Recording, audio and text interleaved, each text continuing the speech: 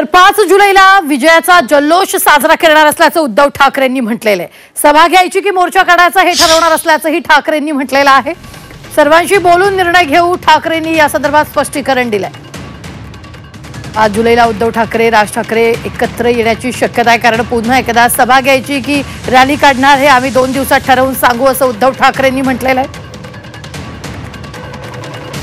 5 तारखेला आम्ही या सक्तीच्या विरोधात मोर्चा काढणार होतो, पण 5 तारखेला हा मोर्चा आता जल्लोष किंवा विजयी मोर्चा, आता मोर्चा किंवा सभा, त्याचं स्वरूप कुठे कधी काय असेल हे 1-2 दिवसामध्ये आम्ही सगळ्यांशी बोलून सर्वांना सांगू।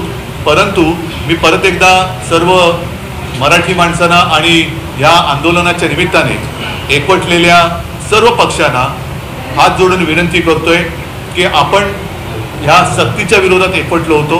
ही सक्ती तर आता मागे घ्यायला लावलेली आहे, तरी देखील 5 तारखेला आपण मोर्चा काढायचा, सभा घ्यायची, कुठे घ्यायची, कधी घ्यायची, कसा मोर्चा काढायचा, हा सगळा कार्यक्रम 1-2 दिवसामध्ये सगळ्यांशी बोलून मी ठरवेन।